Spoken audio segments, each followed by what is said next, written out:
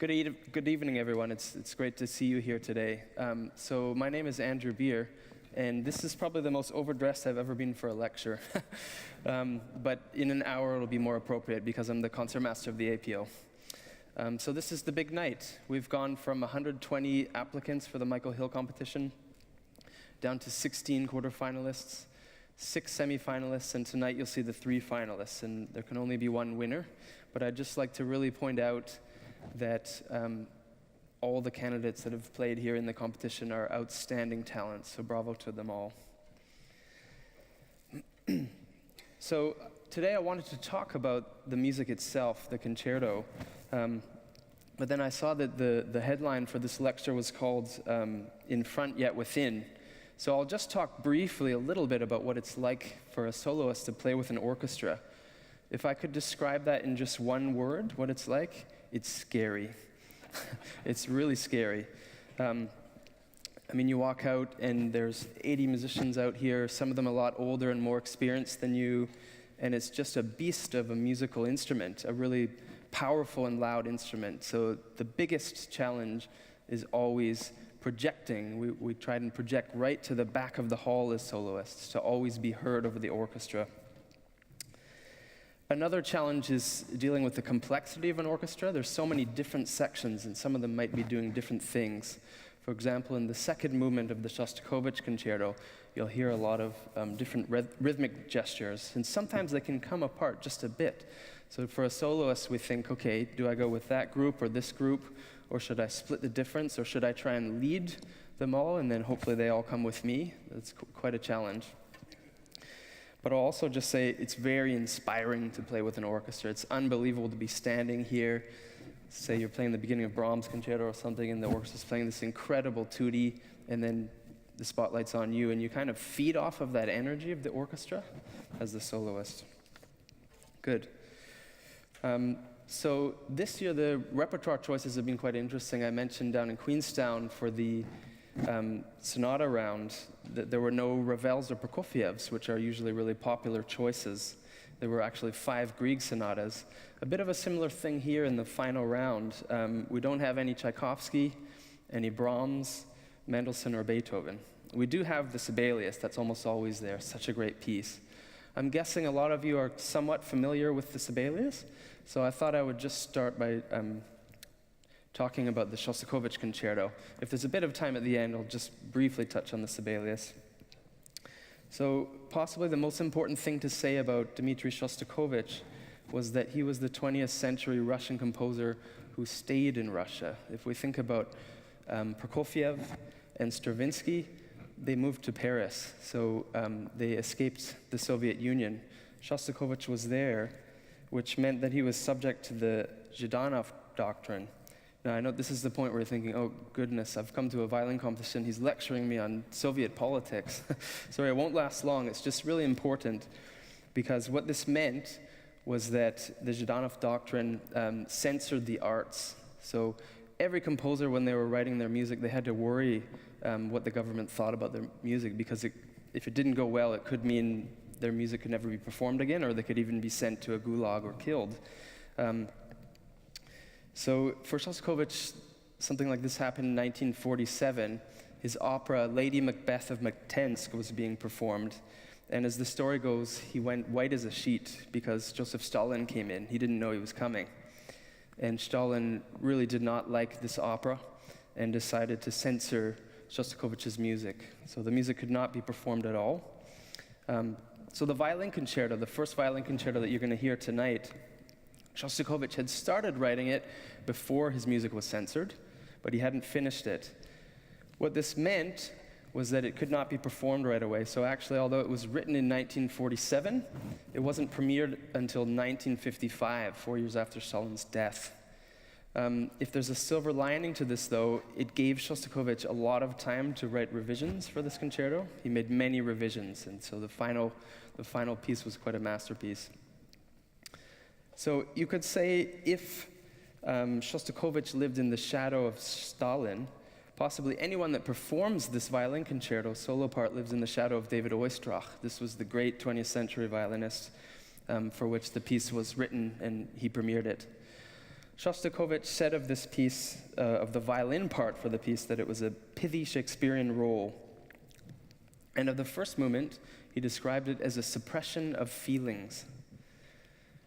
You can hear this a bit in the opening statement. Another thing to say about the very opening of this concerto, it's a bit of a subtle homage to the Elgar cello concerto. So if you think about the opening moment in the Elgar,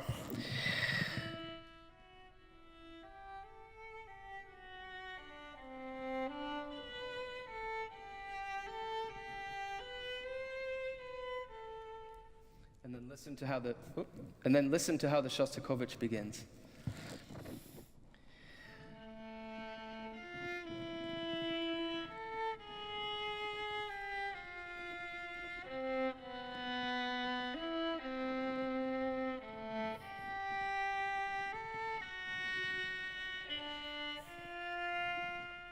So it's not the most obvious quote, but you can still hear the connection there and the tribute he's paying. While this first movement is a suppression of feelings, there's certainly moments where the feelings are trying to get out. Like this moment here, maybe we've had a lot of darkness, and then there might be a bit of light in the character.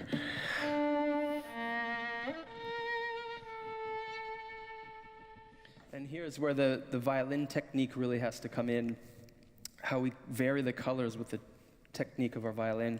Now, the two main ways we can do that are with the bow and with the vibrato, how we shake the left hand. Now, in the beginning, we would probably use kind of a slow, we call it slow fat vibrato, and kind of a thick, slow bow speed, so we're really digging into the string.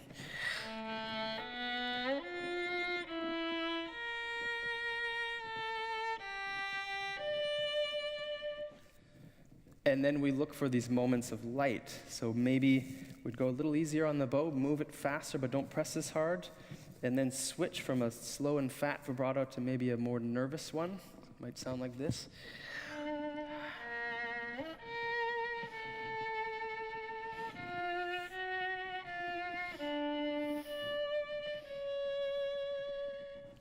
The important thing is that something happens with the colors from the solo performer.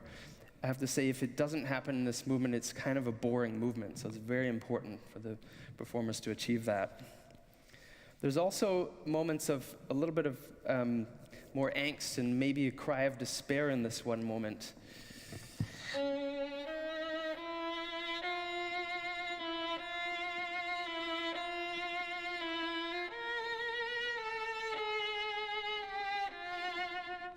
There I'm playing on the G string, the lowest of the violin strings. That's sort of the richest sounding string on the violin, the one with the most pathos.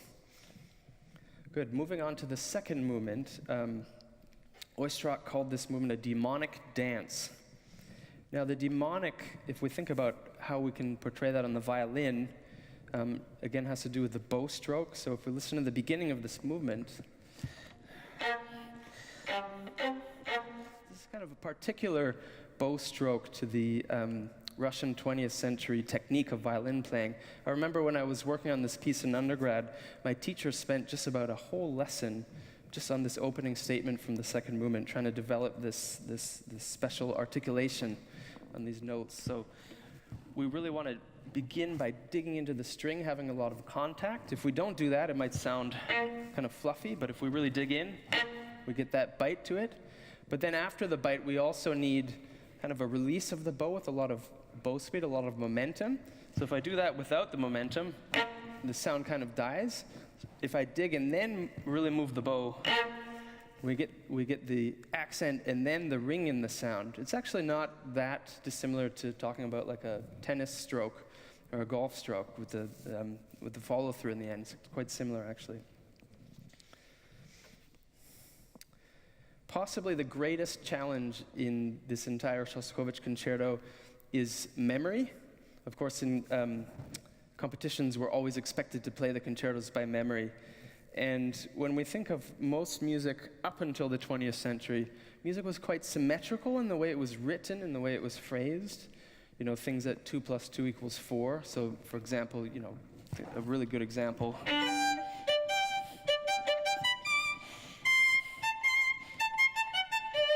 Yeah, 2 + 2 = 4. This is completely gone in the 20th century. So in this movement, for example, we've got this simple material. And then Shostakovich goes to this note, and then back to this one, and then this one. Now, if that was Mozart, he might have done 4 plus 4 plus 4. Here it's 7 plus 7 plus 5 plus 8. And what the orchestra is doing is also completely different with different numbers. So it becomes less about playing music just by the feel of it, and it becomes a little bit more intellectual. I remember when I was performing this by memory for the first time, how scary it was. I was just kind of closing my eyes and counting to 7 as I go, 1, 2, 3, and then et cetera, et cetera. So it's quite scary playing this piece. I wish them the best of luck tonight. Yeah. Another important element of Shostakovich's music that I should mention that appears in the second movement, he followed Bach's lead in this sense. Late in his life, Bach, in some of his keyboard music, wrote a theme based on his own name. So we think of B-A-C-H. Using the German spelling in terms of the musical notes, B is actually B flat, A, C, and H in German is B natural. So the motive, it becomes. So that's the Bach motive. Shostakovich wanted to do that as well. And he did it first in his 10th symphony and later in the 8th quartet, probably most famously in the 8th string quartet. He took his own name. He took his first initial, Dmitri, D, and then the first 3 letters of his name in the German spelling, S-C-H. So D, S as in E flat in German, C, and H. So you might have heard that before in some of Shostakovich's music. Here it appears in a slightly different guise. So the notes are a little bit different, but the pattern is the same, and that comes back a lot, so listen out for that. Oistrakh described this as the demonic dance in the second movement. This is the moment that most reminds me of the demonic. It's almost like a witch's dance. I can hear the witches cackling on the... when we do that short Russian stroke I talked about. Good. Moving on to the third movement now. The third movement is a passacaglia, which is quite similar to a chaconne, where we have a repeated motif or bass line, something that plays over and over again, and then the music on top of it would be different. If we think of the most famous chaconne in the violin repertoire, that's Bach.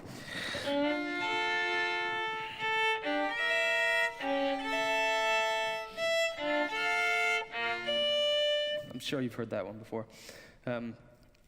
So this one, this passacaglia, Shostakovich bases on one of his earlier pieces, the Leningrad Symphony, first movement. He calls it the invasion theme, and it goes like this.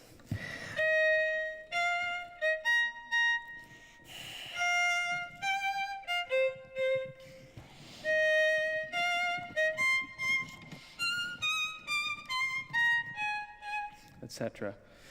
So here, in the third movement of this violin concerto, it's slower and it's different, but the material is still there. So once more, the invasion theme. Hear the repeated notes. And then here in the violin concerto, it's...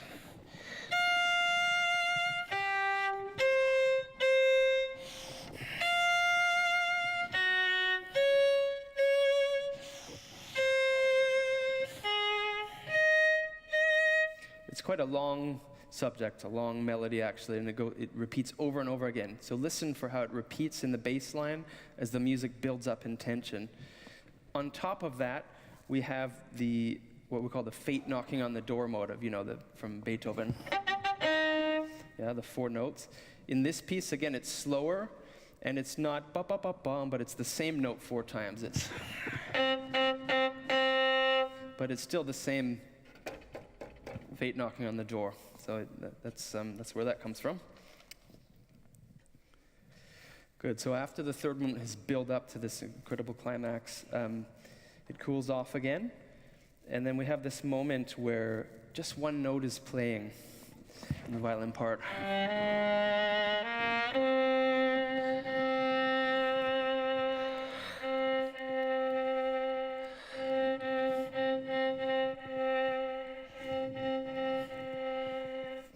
The challenge here is making that interesting. Again, if we don't go somewhere with it, if we don't phrase it, bring in colors, it can be quite boring. So see what both the candidates do with this repeated note figure. I forgot to mention that this third movement, if the first movement is suppression of feelings, of emotions, then the third movement is probably emotions that can no longer be suppressed. It's really quite heartfelt. Probably one of the most heartfelt slow movements from Shostakovich, right up there with the Fifth Symphony. Good. So that repeated note gesture that I just played for you also becomes the beginning motive of the cadenza.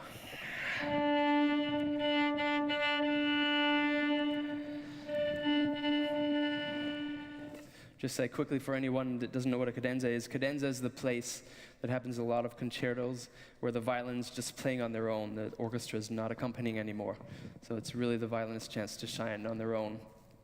And this is one of the great cadenzas in the violin repertoire.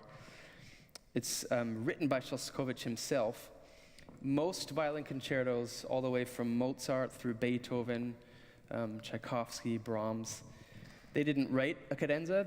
They said either the soloist himself can write one or improvise one. Mendelssohn was the first composer to first famous concerto anyway, to write a cadenza. And Shostakovich follows that here. Sibelius does that as well. So the cadenza you'll hear in the Sibelius is written by Sibelius himself.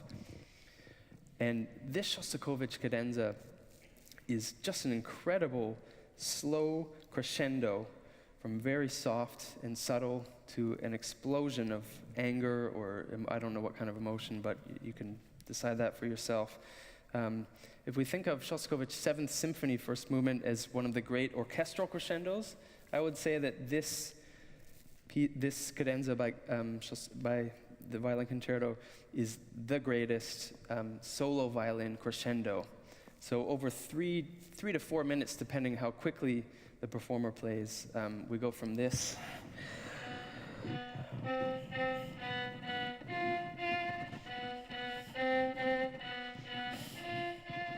all the way to this.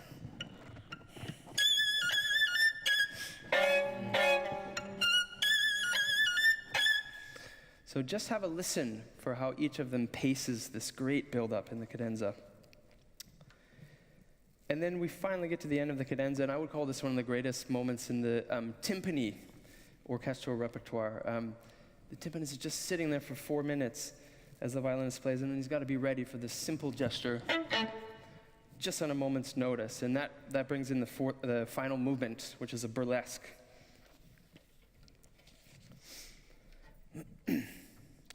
The final movement goes back to this Russian articulation thing I was talking about. We need that bite in the stroke throughout.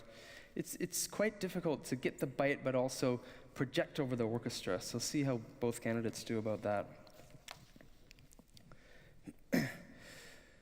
Probably the hardest thing to project in the whole piece, as I said, anything is difficult to project over an orchestra when you're playing violin. When we use the bow, it's hard. When we pizzicato, we use our right hand to make the guitar like plucking. It's even more difficult. But I'd say the most difficult is something called left-hand pizzicato. This is when a composer wants that plucking style, but there's not enough time to get the bow down and get this finger on the right hand ready for it. So what we do instead is just pluck with our left hand. But because the left hand is already here, we don't have a lot of torque in it, so it's much harder to get a big sound on it. So this moment here, it's almost impossible to cut over the orchestra when we do that. Town Hall is a great acoustic though, so you might just hear it tonight. We'll see. I'd say the technically most difficult passage in the whole piece is this one. I'm only going to play the beginning of it. It's difficult. It goes on for a while. The patterns in the left hand are really awkward. And so the challenge here is to get all the notes right, but stay steady, not panic, don't get ahead or behind of the orchestra. And just mention one other moment in the Shostakovich. This is when the theme comes back in the final movement. We heard it earlier.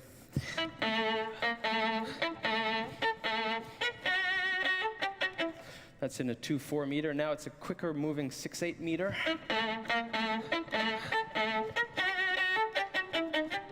But Shostakovich adds this amazing thing, this repeating bass line again. This is just one bar over and over again. It reminds me a bit of the final movement of the Seventh Symphony of Beethoven. You know, the one... yeah, so that comes at the beginning of the movement, and then it comes again at the end. Same thing. But the basses are doing this incredible thing. They keep playing that as the tension builds up towards the end. Same thing in the Shostakovich. So we've got the... but the basses are doing this at the same time.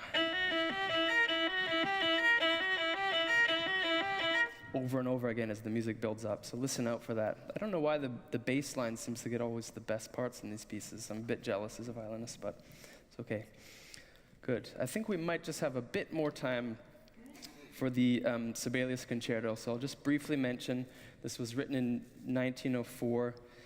When you hear the first movement, try and picture a far north Finnish winterscape when you're hearing it.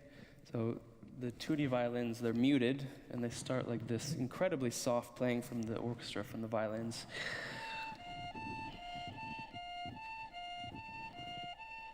I think of that as the snow falling. And then when the solo violin comes in, it's like the protagonist journeying through the snow.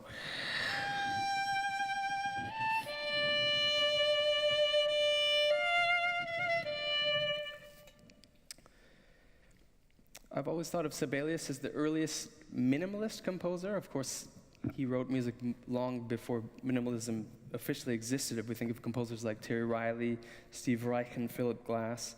But he has a lot of these repeated rhythmic loops and gestures in his music, as I just played at the beginning. It's quite minimalist in a way. And the same thing at the beginning of the third movement, the opening of the third movement. You've got the timpani doing this. And the strings doing...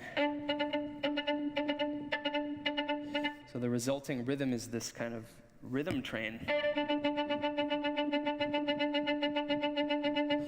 And then the challenge for the soloist is to play above that, hearing it and fitting in like clockwork.